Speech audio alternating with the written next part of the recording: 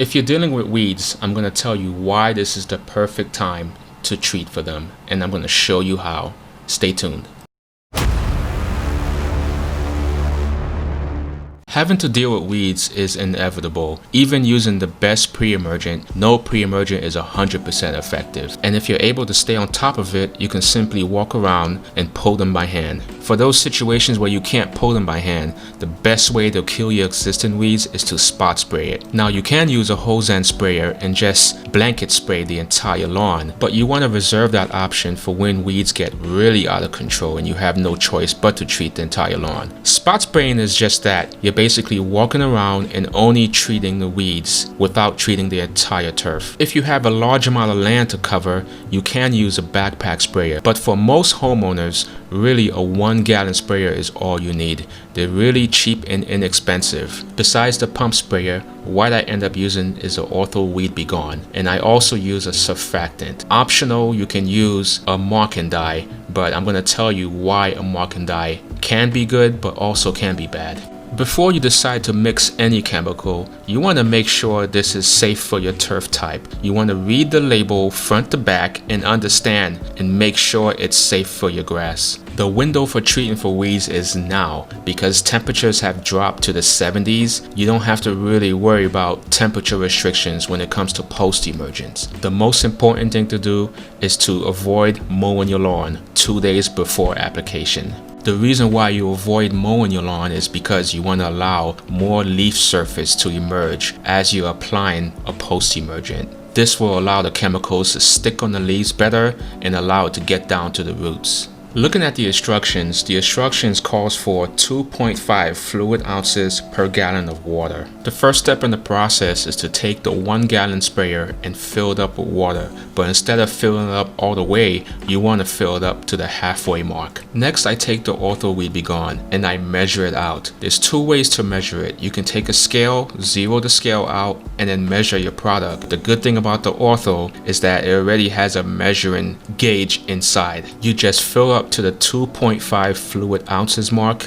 and pour it into the sprayer. Finally, you fill the sprayer with the rest of the way of water. You want to fill it up to the 1-gallon mark. Earlier I mentioned a surfactant. Now you can go out and purchase this surfactant right here. I'll link it in the description. But if you don't want to make that purchase, you can use simple dish soap. Any type of dishwashing soap will work. It's going to act exactly like a surfactant. And what surfactant does is allow the chemicals to stick on the leaves longer. Without a surfactant, your weed control success rate will drop significantly. So surfactant is extremely important. Finally, there's the optional marking dye.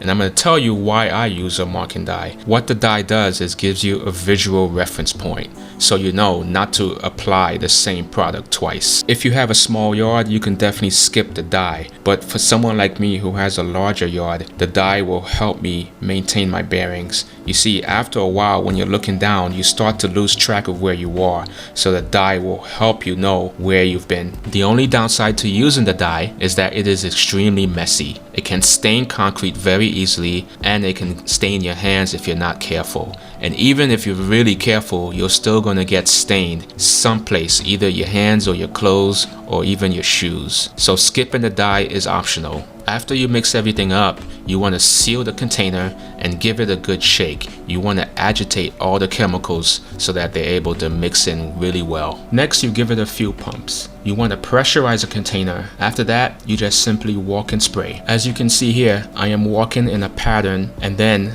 as I'm spraying, I spray and keep moving. It's important not to stay in one location for too long. Yes, you do want to saturate the weed as much as you can, but you don't want to spray it to the point where you're having so much runoff. Be aggressive. You want to spray on top of the weed and to the sides and below it. Spray as much as you can. And within 3 days, you should start to see results. Here is a side-by-side comparison. The weeds have no chance against the post-emergent. But the key to this is a surfactant. You want to make sure you use a surfactant whenever you use any type of concentrate in which you mix with a sprayer. Be sure to read the label and follow all precautions. I hope this information was useful to you. And if you find my content useful, please consider subscribing. Thank you so much for watching, and I'll talk to you later.